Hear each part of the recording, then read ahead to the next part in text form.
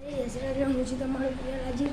આજે અમે સવારના ટાઈમમાં બ્લોગ બનાવવા માંડ્યા છે કેમ કે આજે સ્કૂલ અમારા બંનેમાંથી કોઈ નથી અમારી બહેન છે જે આજે ચા નાસ્તો કરે છે કેમ કે અમારા જે મોટી મમ્મી મોટા પપ્પા છે એ આજે બહાર અલગ ગામમાં ગયા છે એટલા માટે આજે રજા પાડવાની અમારી બહેન છે જે ચા નાસ્તો કરી રહી છે. બસ આખો દાડો ખા જ કરે છે. તો હવે તમને મળીએ બીજા બ્લોગમાં. જય માતાજી.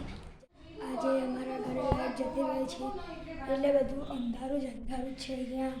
તો થોડી લાઈટ જવાના કારણે મને થોડું દેખાતું નથી.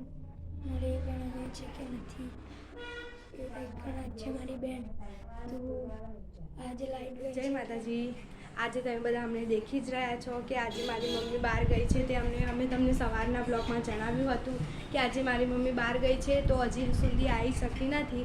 તો હજી સુધી મારી મમ્મી આવી નથી તો તમે અહીંયા બધા હું એકલી હતી તો મેં મારા સપોર્ટેડ માટે મારી ફ્રેન્ડને નીચેથી બોલાવી છે તો તે મારી જોડે આવી છે અને તે તો આવી અને તેની સાથે સાથે એનો ભાઈ બી નાનો છે તે બી આવી ગયો છે. તમે દેખી રહ્યા છો વિડીયોમાં. એ છે ને એની બેન જોડે બધે જ સાથે ફરતો હોય છે તો એ બી આવી ગયો છે. અને તમારો પ્રિય રાજુ આજે બીમાર થોડો તાવ જેવું છે તો એ સૂઈ ગયો છે એ બી તમે દેખી રહ્યા છો વિડીયોમાં.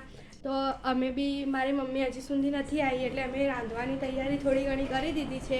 મારી મમ્મીએ થોડું ઘણું બહારથી મંગાવ્યું છે પણ હજી અમે અહીંયા લોટ બી બાંધી દીધો છે, ખીચડી બી બનાવી દીધી છે, બધી જ તૈયારી અમે અહીંયા કરી દીધી છે. હવે મારી મમ્મી આવશે ત્યારે અમે બધા જમીશું. કરી લીધી તો હું અત્યારે ઊંઘીને ઉઠી ગયો દવા કરી લીધી એટલે હું થોડો બરાબર લાગવા માંડ્યો છું. અમારા કરમભાઈ જે આખો દાડો કૂદ્યા જ કરે અને મને થોડું હાથમાં વાગ્યું છે. અને અમારા પીયુબેન અમારા નિશુબેન રોટલી બનાવે છે, ભાખરી, આ દૂધ,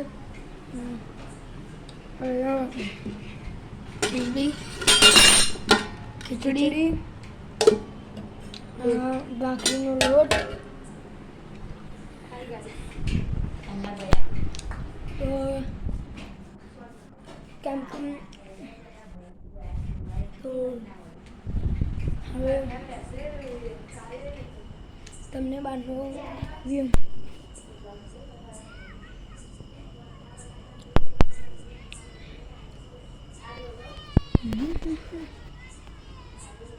પેલા કોઈક ભાઈ આવી રહ્યા છે.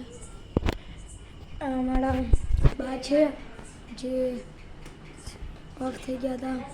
અમારી મમ્મી છે ભાખરી બનાવે છે. આ મંચુરિયન ડ્રાય છે. હવે આજકાલ ભાખરી બનશે.